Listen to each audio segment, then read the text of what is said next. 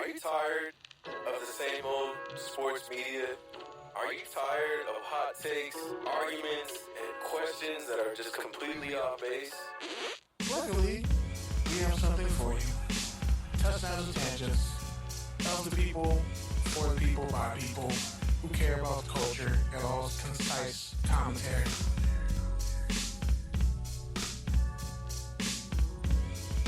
You're damn right we do.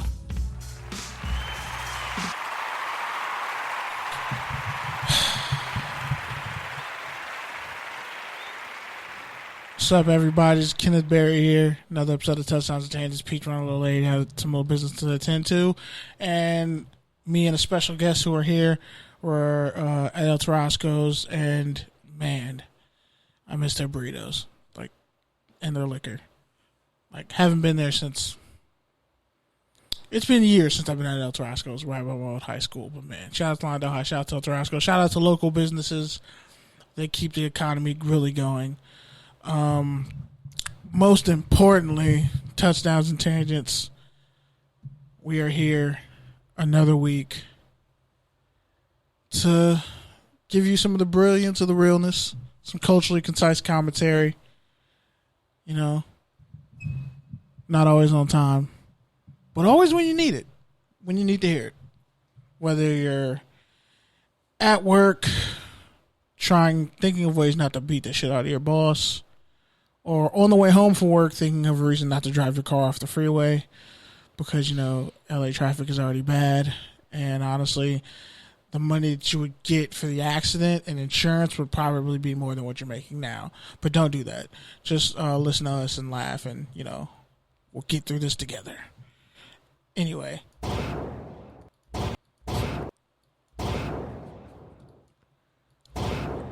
We're gonna get better gunshot. We haven't had gunshot sound effects in a long time, and I'm not gonna lie, I missed it. Just not this one. This one sounds like a powder kick, but whatever. Anyway, special guest in the house, Ryan. Can I say your middle name? I think it's been said before, so it's okay. Ryan Andrew Mancini. They're a walking acronym. Congratulations. But not only congratulations, we're going to get to some NFL stuff in a little bit. But I think it's just good when you link back up with your friends after a while. And that's what part of this podcast is, you know. Friendship, kinship, talking shit. I mean, you know. Kinship? Yeah, kinship. Kinship. Ha ha ha ha. Kinship. The knee? Ha ha ha ha ha. The knee. But nah, man. And don't worry, y'all. We're definitely going to get to some NFL stuff. But, Mancini, the last time you were here, you were sitting on hoping for some good news. Mm-hmm. And since we're all recent graduates, or at least I'm the most recent graduate, but everybody in the group chat pretty much is just like, all right, we're in different stages of our careers. We're figuring things out, you know, adjacent to us and our issues. I want you to announce what you got going on right now. What's up with you, man? Yeah, so I know that a while back, I think one of my earliest appearances on the show, I think you guys had referred to me as a freelance reporter. But for the last year and 3 months, I believe, or year and 2 months, I believe, I've been working with... Is this my build-up? My Bon Jovi build-up? Yep. That's what I thought. The fact that you knew this was Bon Jovi, I didn't know who the hell this was. I was pressing this button. No. It's Bon Jovi adjacent. It's like... I just remember the last time I heard it, I was like, ooh, okay. New soundboards, I get Bon Jovi, okay. Yeah. But anyway... Don't let me be in charge of the soundboard. I'm very childish and petty, and I know what sounds go... Anyway, if you ever get the chance, check out Collider Live. They've got soundboards that are out of this world. Anyway, interesting. Zoobly Zoo. No one's gonna get that reference, bro. Oh, believe me, if it was their show, they'd be playing the song from Zoobly Zoo, which is a song you never want to hear. Anyway, I don't think anybody black knows that reference. or Latino. Maybe a couple of Latino people. I don't know anybody black. It's from Pittsburgh, and I've never been to Pittsburgh. We actually have a show in Pittsburgh, so really? Shout out to them. Okay. Hey. But anyway, I at that time when I was referred to as a freelance reporter, I was actually working with the Santa Clarita Valley Signal, which just this year turned 100 years old. And I've been working there for a little over a year, and I finally decided to make the next step in my journalism career. And starting on Monday, I will be with the Park La Brea News and Beverly Press on Wilshire Boulevard as a full-time reporter. Bravo, man. Bravo. That is fantastic. The commute will be a commute, but I got plenty of music to listen to, and I got this show to listen to, so. And what's kind of been this whole process like of you trying to find a job that better suits you? Well, I can certainly say I'm probably not the only young and recently out of college journalist who has been struggling to figure out what that next course, that next step is going to be. And, I graduated a couple years ago. I was still working elsewhere, and then I finally hopped on board with the Signal after getting some advice from an editorial writer from the LA Times last year. And ultimately, it's just been about building up experience and just trying to get as many stories done across as many different subjects as I could. I think the interesting thing, too, is when we were going to school, we all were basically told you need to have a collateral or a minor, because that's going to basically kind of generate where your focus might go. Even though they changed that rule and certain, business law, that was my minor. And when I came back, or actually, no, not even when I came back, like the next semester, they're like, yeah, those units don't count anymore. Mm-hmm. So that was fun. But I think it's also, and this is where I'm kind of speculating a bit, I think it could also be like a fallback. And where it's kind of like, yeah, we know the journalism industry is not super hot right now, but we're not going to say that to you, so we're just going to basically kind of set you up so that you have something down the road that may or may not come to fruition. Because let's face it, I have a minor in political science, but that may not necessarily mean anything depending on who you're asking. Yeah. So, but no, it's been a difficult, interesting variety of an experience, and yeah, I'm ready for this next chapter to begin. So I'll be playing David Bowie's new career in a new town pretty often. Which, by the way, there's no lyrics to that song. It's just instrumental. Yeah. Well, he was at a point in his career where he actually thought he had nothing left to say. So his songs had less and less lyrics. This was from his Low album, which I'd argue is one of his best albums ever. Interesting. It's what the background is on my phone is just that side profile of him from that album. Fam, that's dedication. Somebody once thought that was Hillary Clinton, and I was a little mixed with Johnny Depp. I was a little offended. That looks like Hillary Clinton mixed with Johnny Depp. No. Yeah. No. Like in a what's the movie Sweeney Todd, the pirate, or the barber? Demon Barber of Fleet Street. Oh. Yep, that looks like Sweeney Todd's kid.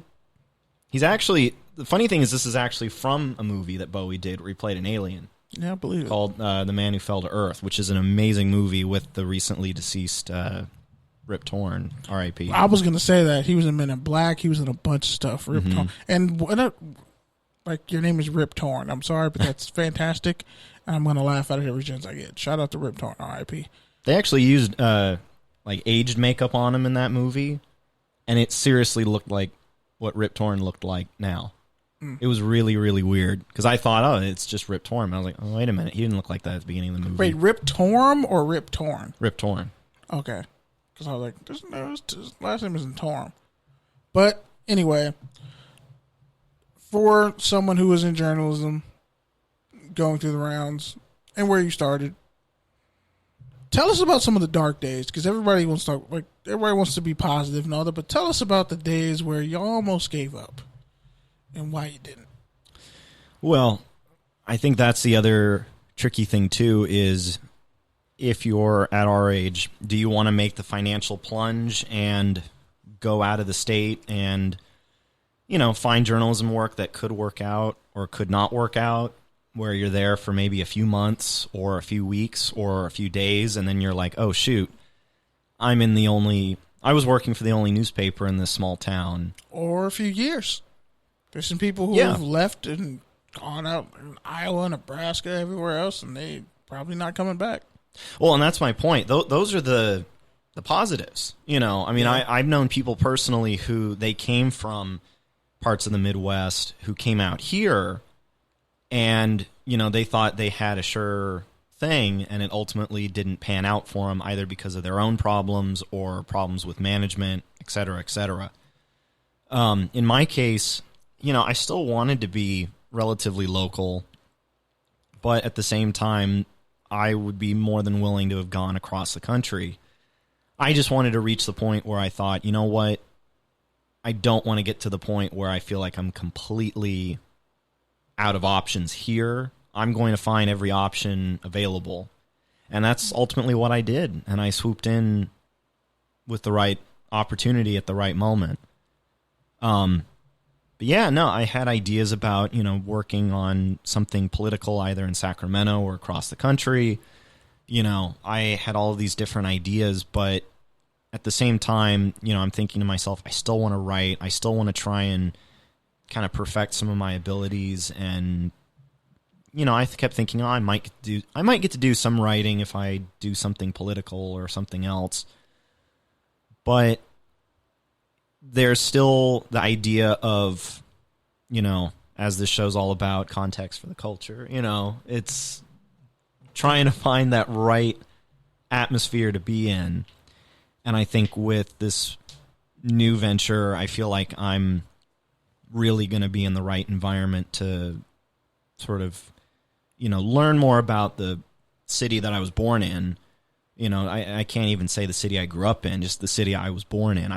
I'll admit, I've done a little bit of homework. Mancini, you were born in Beverly Hills. I was born in Los Angeles. Oh, I thought you were talking about specifically that city. I was like, damn. So this newspaper is Plot technically twist. located in Los Angeles. Yeah, it counts. But its circulation reaches out to Hollywood, to Beverly Hills, Miracle Mile, Fairfax. So it covers a lot of ground. So, I'm, just fascinated to know what it's going to be like also with my weekends back again, which I haven't had in a very long time, listeners. Mancini on the weekends? Oh, man, it's a City Boy summer now. Oh, I got it's friends. City Boy Summer Championship reign all summer. I got a lot of friends in Northridge that are like, wait, Ryan on a Saturday? On a Saturday? We were dorm mates. I remember some of those Saturday nights. And then the Sunday morning, me washing my clothes in the laundromat, and then you just walking in, strolling out of an Uber, and I'm just like, all right.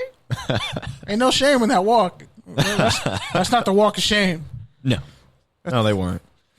Oh, no. But anyway, when it comes to that, and you kind of touched on a little bit earlier about, having a minor and, using it but not really using it and having it as some fallback knowledge. Mm-hmm. When have you kind of had, especially as a journalist, mm-hmm. when does some of that fallback knowledge really come in handy for you during this journey? In a lot of ways, the new realization I've come to with the minor that I graduated with of political science is I feel like you have a lot of journalists these days that would rather just sit back and ponder on things and question things before they reach kind of the ultimate conclusion, even though that ultimate conclusion is staring at them in the face the whole time.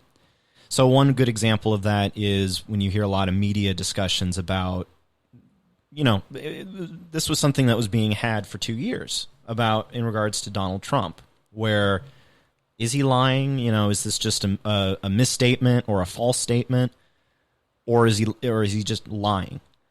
And it became something to where you're thinking to yourself, did it really need to be 2 years for people to make a decision that he was lying about virtually everything and anything? And I came into journalism with the mindset of I don't want to be pondering. I want to have that background so I'm not like, oh, well, why would a Republican or a Democrat do that? I know the histories of these ideologies, ergo I can determine why a decision would be made without needing to really nitpick. I'll still nitpick. I'm a journalist. I have to.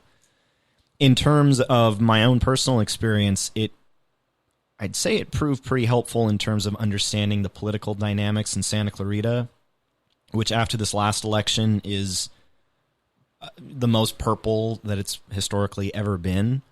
This was a district that voted for Hillary Clinton and yet kept its incumbent GOP representative at the time.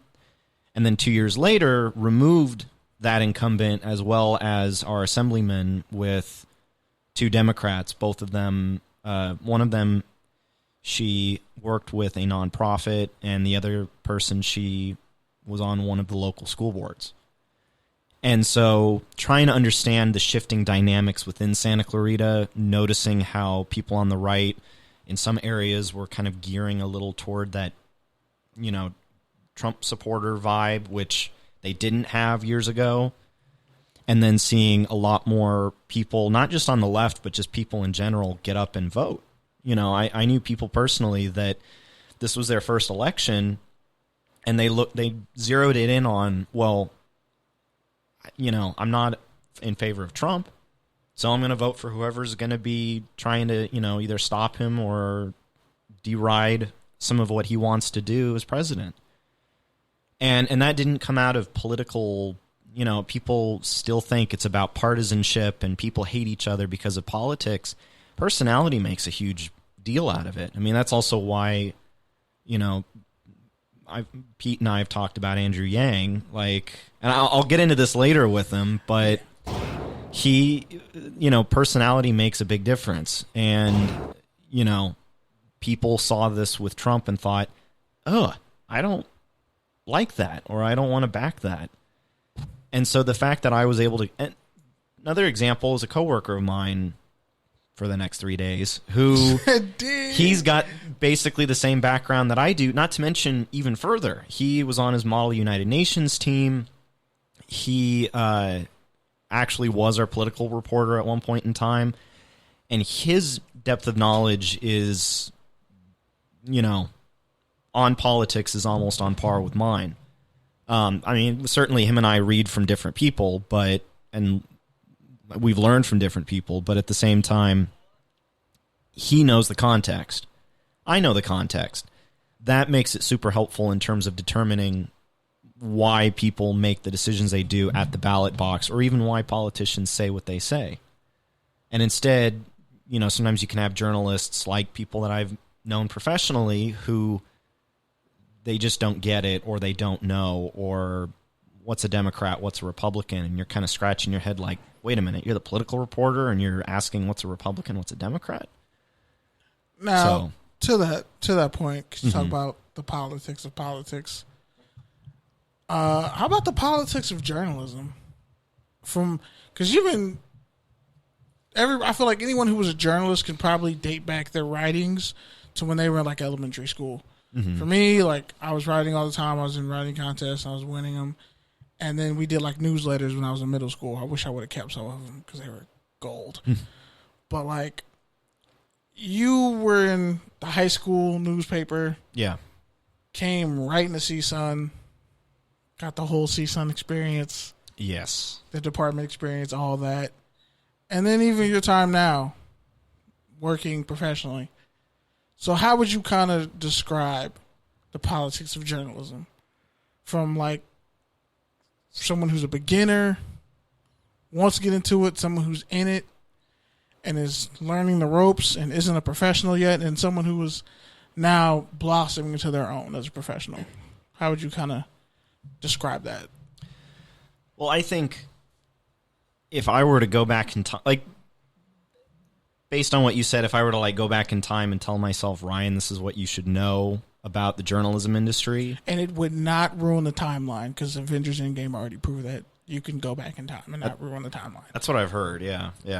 I forgot you haven't seen it. It's whatever. But I am Iron Man. But I know that spoilers. Or is it? But I think that every young journalist, they need to figure out what the business is like from behind the scenes, and I don't just mean the editing or the drama. I really just mean the stability of whatever aspect of the industry they're looking at, whether that's the production side, whether that's the kind of delegating side in terms of what's to be reported on and what isn't, and understand that it's not going to be, as much as journalism in recent years is all about the First Amendment and democracy and, phrases like democracy dies in darkness and stuff like that,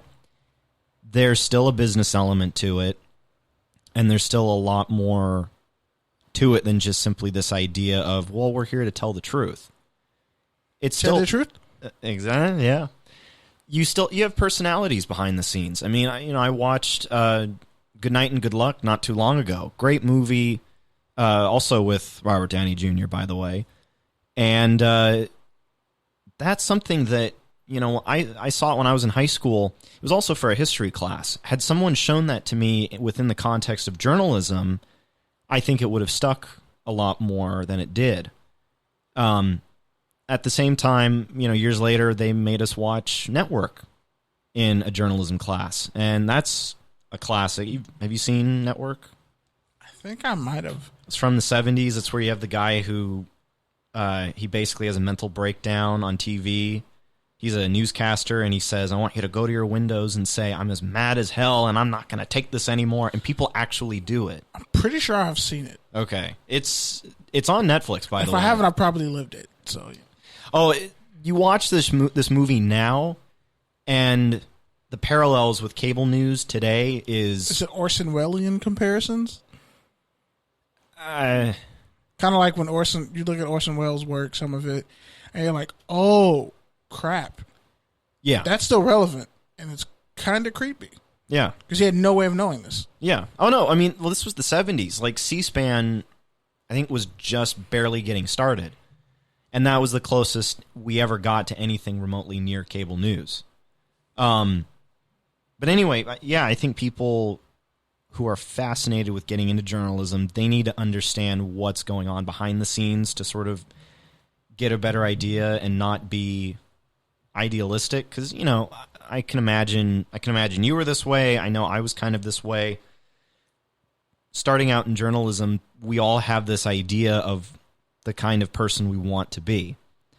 And the fact of the matter is that you've got to build yourself up to that.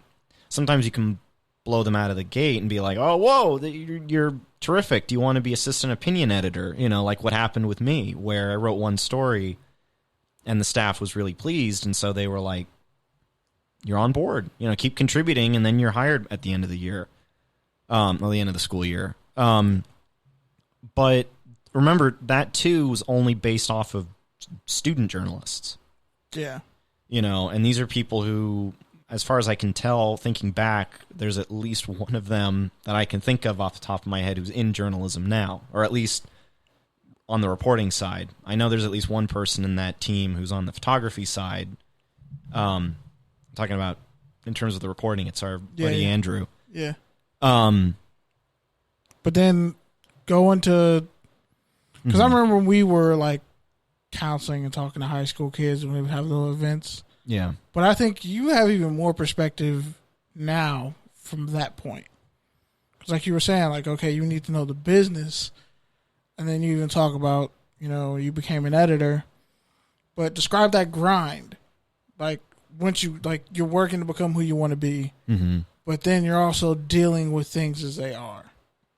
Well, and that's where what I said about personality can sometimes come into play, because I think, you also get people who they've built up their careers, but they also have a personality to them And now they're at that point where they're in a position of power where they might be able to manage and even micromanage people in a way that may not be suitable for every reporter and his or her individual coverage.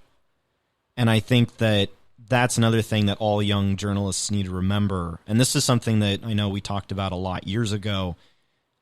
When I started out at CSUN, a lot of the other freshman journalists really wanted to be like television personalities. Broadcast people. Yeah, I had one person who, she was super smart, very funny, very nice, but she was like, I want to be the next Wendy Williams. And I'm like, in journalism? It was very jarring because, if you want to be a talk show host, that doesn't necessarily mean journalism. I mean, let's face it, in the last 20 years, there was a whole segment of our population where their journalism, their reporting, their news, they were getting from Jon Stewart or Stephen Colbert, which, don't get me wrong, I kind of was too. I thought they were hilarious, but I wasn't just solely using them as a source of my understanding of what was happening in the world. And you had a lot of people who got into this business and basically thought, oh, I can do that. That's easy. And it's not. That's just the thing. These were guys who were comedians, by the way. I don't think Jon Stewart ever knew he was basically going to have to one day fight for the men and women on 9/11 to basically help them get the health care they deserve. And it's sad because the person he was defending and fighting up there with, he died a couple days later. Yeah. But I think you need to kind of get into the field with a little bit of an open mind. At the same time, you also need to do a lot of reading from people that have a very solid reputation and they're not contradictory in any way, because you can still have journalists that you like that they're kind of on the extreme side. They're good at what they do, but you can't then apply what they do to you and then replicate that because it won't come out the same way. True, but at the same time, you can also have, like, for example, who's one of the big go-tos in terms of who people aspire to for journalism? Bob Woodward. Because they don't actually go back and read or even watch All the President's Men, but they hear about him and they hear about what he did with Carl Bernstein and think, well, that's who I want to be. Now, what gets left out of that whole story is the fact that was 40 years ago. What's Bob Woodward been doing since? And before his Trump book came out, which I actually do recommend people check that out. It's actually only the Bob Woodward book that I have. I have seen All the President's Men. I've watched it. I love it. But you can't get into the field thinking you're going to be, bringing down corrupt presidents and, speaking truth to power. And especially in today's day and age where facts aren't facts anymore. And, you can have your alternative facts and whatnot. Or your fact-adjacent facts. Exactly. Or fake news. Or facts that people, they're widely accepted that they're facts. Mm-hmm. But then once someone who's just totally suffering from, not ignorance, but what's that term? When you essentially, damn it. It's not righteous indignation. I forget the term, but right. Cognitive dissonance. There we go. Yeah. There's a lot of people suffering from cognitive dissonance, and the people who consume media don't necessarily realize that it's two sides of the same coin. Sometimes, or the people that you see on Fox are probably friends with the people who work at CNN. They don't understand the relationships and everything behind the scenes. They only see what gets talked about, but they don't do any further research. They see a fact and they take it as fact, and their whole argument and their talking point is that fact. Correct. But they didn't actually do any other research. And this is something that I've had to deal with a lot in the last year in terms of people in my neck of the woods, where they get it from one source and one source only, ergo, oh, it's accurate. It's got to be right because it's coming from a news source, whether it's a radio station or a cable network like Fox News. With me, I absorb literally everything. I'm taking in every bit of objective media. Growing up, I was looking at what, both more liberal publications and what conservative publications were saying because I did want to get both sides of the story. The problem is that it reaches a point of proselytizing and also just being outright false. Not to mention you have to look at the associations of the journalists in that field. And I know this is something we could get into that we're probably not going to talk about on air, where you basically... I'm down to talk about anything. You have to look at the reputations of these journalists, and when you find out they, said something racist on Twitter or advocated for, sexual misconduct, it's kind of like, well, wait a minute. Your credibility is a little hinky now, Hinky. Oh, yeah. And in terms of, like a left-wing reporter, the issue there is that, well, anybody can make fun of, the president, whether it's George Bush or Donald Trump. And it starts to get monotonous and boring after a while to where you're like, this isn't really funny anymore. Or you're not making any compelling arguments because anybody can make this argument. And so that's when you decide, okay, I need to go to the next step. I need to look at the actual hard evidence to build up whatever conclusion I want to come up with of the current day. And in Bob Woodward's case, a lot of criticism he's gotten is being known as the sort of as Washington, D.C.'s stenographer. That's what some journalists have referred to him as. And these are people that respect him and still think a lot of his work is very brilliant. But they're also probably doing their own research and realizing maybe he's doing stuff behind the scenes, whatever. And so the stories aren't like the way it was in All the President's Men. Now it's more like, well, because in D.C. there's also like the social status, and being a journalist in D.C. you've got to, you can't just piss everybody off. Otherwise, you won't get into all the same parties you were led into last year, Yeah. And I'm not saying that's what Bob Woodward's doing at all. I'm just saying that those are reputations that do follow some people, and those are accusations that I've heard made towards him.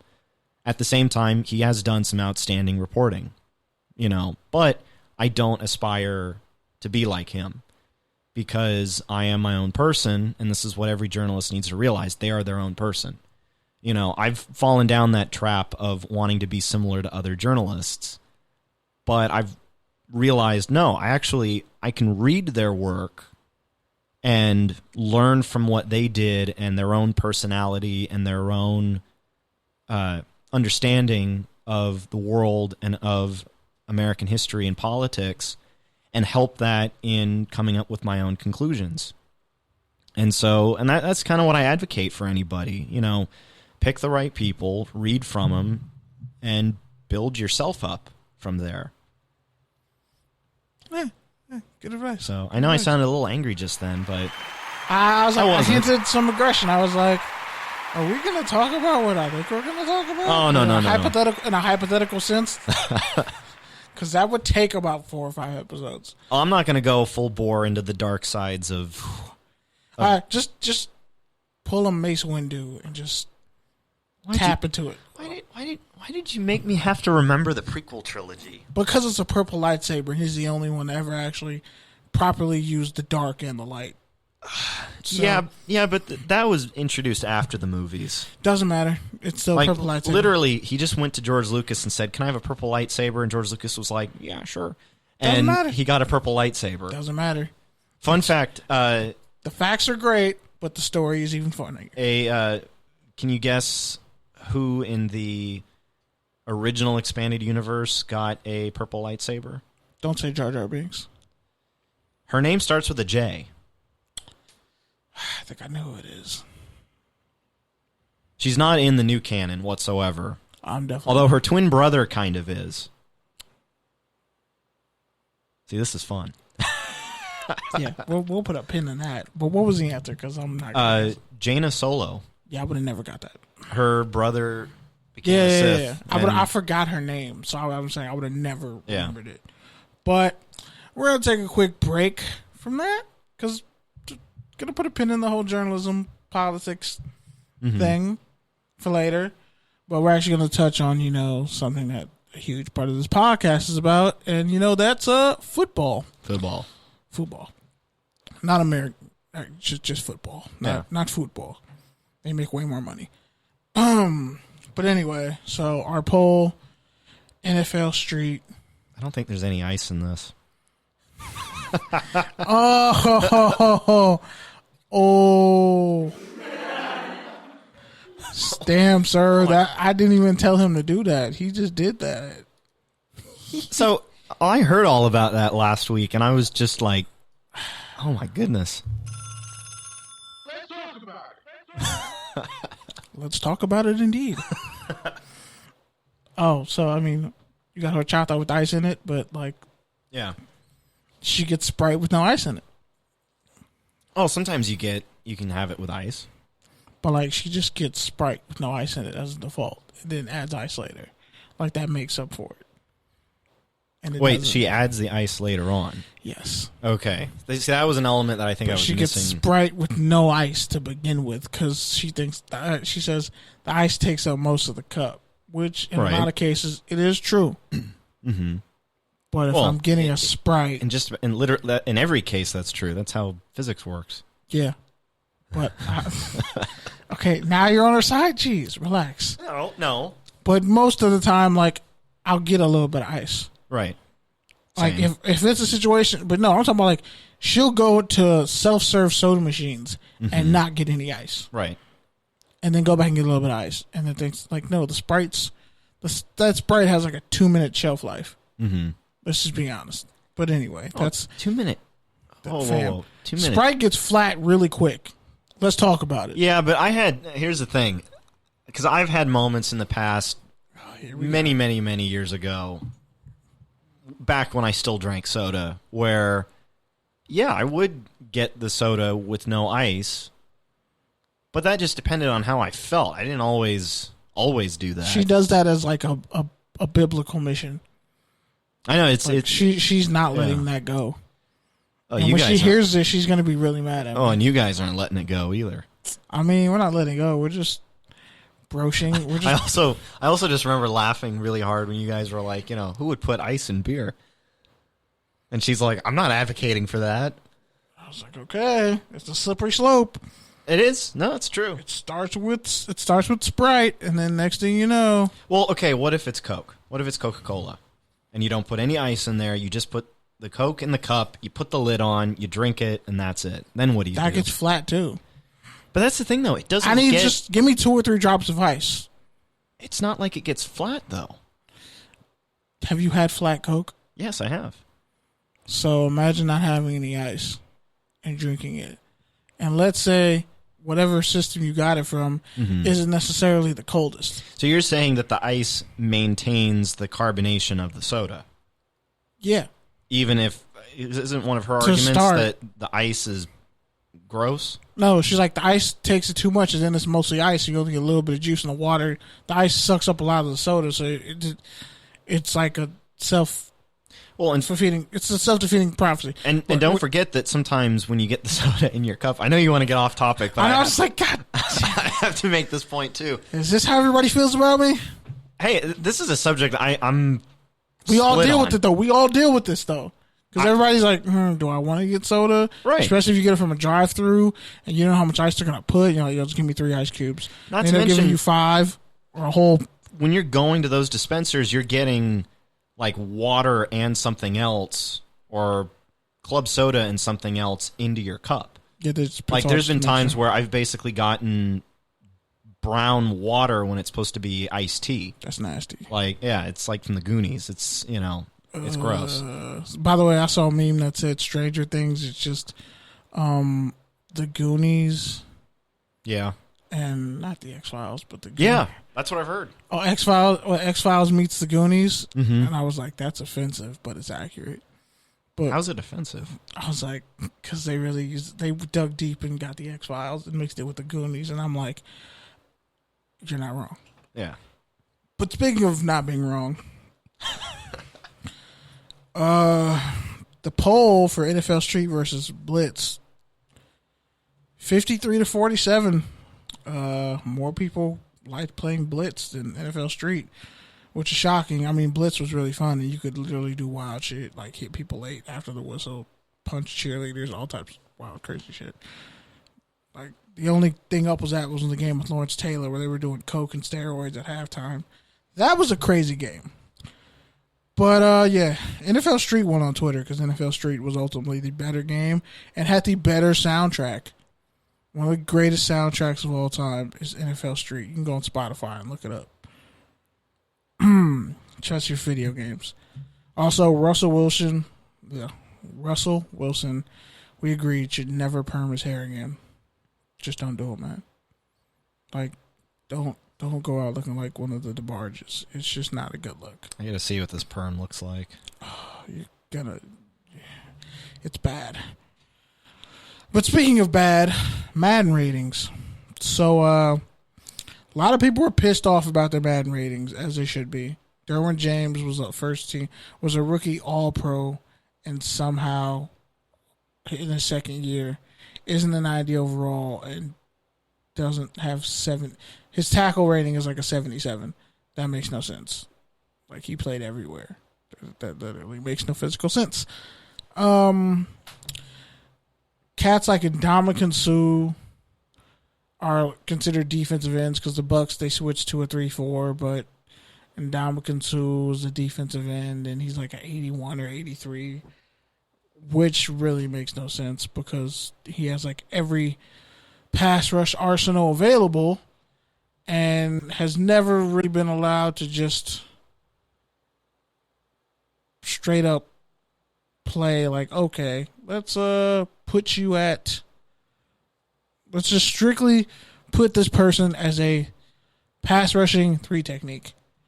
That has never been the case with Sue. He's always played specialized roles, had to take on triple teams, double teams, all that, this, that, and third, and whatever. So the fact that he was kind of rated low was really gross to me because he's still, I think, an elite defensive tackle.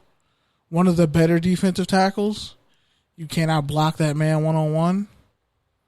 But hey, it is what it is. Hopefully it works out. Yeah, this is a perm. I'm also looking at an old picture of that's him by comparison. I know, yeah. I was about to say that's the wrong one. You got to see the new one. You got to see the Soul Glow one when he was at the ESPYs. Oh my God. Whew. But yeah. So also player designation positions. That was a beef I had with Madden because you got guys like Chris Jones, D tackle, but he played defensive end pretty much his whole career in the Chiefs 3-4 defense, and now he switched to a 4-3 defense. And I think he's only like a 91, but the dude had like 15 and a half sacks. How is he only a 91? He should be like closer to a 97, if we're being honest. He had an elite year and did a lot of athletic stuff that a defensive tackle his size should not be doing. But I will say with Madden, they did a good job with showing how athletic a lot of these offensive linemen are now more than ever. Like some of these guys running 4.8s, 4.9s, like they have almost 80 speed. They're faster than some of the guys that they're going to be blocking. And some of their blocking is trash. But hey, they're learning and developing. But the big beef that I saw was with wide receivers. Because wide receivers are divas and they were pissed off. I mean, DeMarcus Lawrence was insanely pissed off because he felt like he should not have been an 89 overall. Keenan Allen was also an 89. But here's why I agree with both of them. Because DeMarcus Lawrence is a premier pass rusher and should at least be like a 93. And the fact they had him at 89, I think they had J.J. Watt close to a 97. Like, J.J. Watt's like the John Cena of football. It's really annoying. It's like, he's great, he's good, but he has other guys around him.